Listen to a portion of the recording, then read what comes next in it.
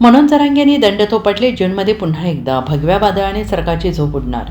मराठा आरक्षणाच्या अनुषंगाने हैदराबाद गॅझेटियरच्या आधारे ओबीसी प्रमाणपत्र देण्याच्या प्रक्रियेत राज्य सरकारने आता नवी समिती स्थापन केलेली आहे. ही समिती छत्रपती संभाजीनगर विभागीय आयुक्त कार्यालयाच्या देखरेखीखाली कार्य करणार असून प्रमाणपत्र वितरणासाठी आवश्यक कार्यपद्धती निश्चित करणार आहे.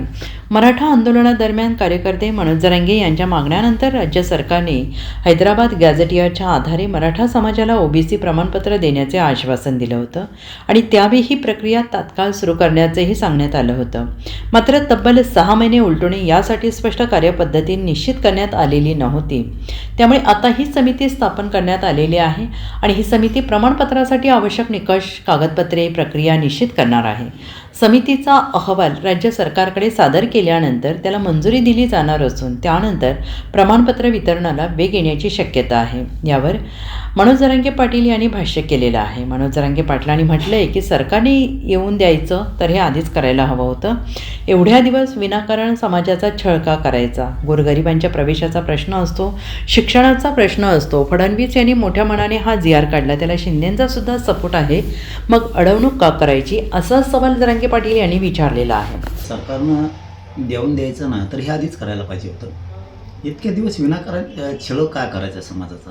गोरगरिबांच्या ॲडमिशनचा प्रश्न राहतो, गोरगरिबांच्या नोकऱ्याचा प्रश्न राहतो. गोरगरिबाच्या जीवनाशी, भावनेशी सरकारनं खरंच खेळायला नाही पाहिजे. फडणवीस साहेबांनी मोठ्या मनानं जी.आर. काढला ना, त्याला शिंदे साहेबाचा पण सपोर्ट आहे. तर मग तुम्ही का अडवणूक का करायची? जर मराठवाड्यातला मराठा हा कुणबी आहे आणि त्या हैदराबाद गॅझेटियरचा जी.आर. जर तुम्ही काढला आहे तर अडवणूक कशामुळं गोरगरिबांची करायची? इतक्या दिवस कशामुळं लावायची मग त्याला? मला वाटलं चला निवडणुकीचा काळ आहे, झाला असेल त्यांच्याकडून. निवडणुकी मागं पुढं होत असतं. 70-80 वर्ष नव्हतंच आपल्याला. तर आणखीन 1 वर्षभर नाही मिळालं तर काय हरकत नाही, दमादमाने आपण घेऊ. मग तुम्ही कार्यपद्धती आता 6 महिन्यांना नियुक्त करायला. आणि सगळ्यात महत्त्वाचं म्हणजे काय असतं माहिती आहे का? मंत्रिमंडळाच्या उपसमितीचे जे अध्यक्ष विखे पाटील साहेब यांच्यावरती मराठा समाजानं कधी न टाकलेला विश्वास आता प्रचंड टाकला आहे. हा मराठा समाज एक तर राजकीय नेत्यांवरती कधीच विश्वास टाकत नाही. मग आम्ही सगळ्या समाजानं विखे पाटील साहेबांवरती विश्वास टाकला की त्यांनी जी.आर. काढला, मराठवाड्यातला मराठा 100% आरक्षणात जाणार. तर मग हा जे विश्वास टाकला ना, तर हा विश्वासाचे गैरविश्वास विखे पाटील साहेबांनी होऊ देऊ नये, ही आमची प्रामाणिक इच्छा आहे. त्याला नाईलाज आहे. मग मला सरकार गरजेचं नाही, मला मंत्री गरजेचं नाहीत, मला माझा समाज गरजेचा आहे. मी ऐकायचं तोवर ऐकत आणि तुम्ही जर हमेशाच असं करत राहिले, जाणून बुजून प्रमाणपत्र देत नाहीत. आता उदाहरणार्थ सांगायचं जर ठरलं तर ज्या शिंदे साहेबांनी समित्या शोधलेल्या आहेत, ज्येष्ठ शिंदे साहेबाच्या समितीनं, त्याचे कुणबी प्रमाणपत्र दिले जात नाही. ज्यांचे कुणबी प्रमाणपत्र दिले त्यांच्या व्हॅलिडिटी दिल्या जात नाही. का बरं? नोंदी सापडलेला असून दिल्या जात नाही? अधिकारी मोठे झालेत का सरकारपेक्षा?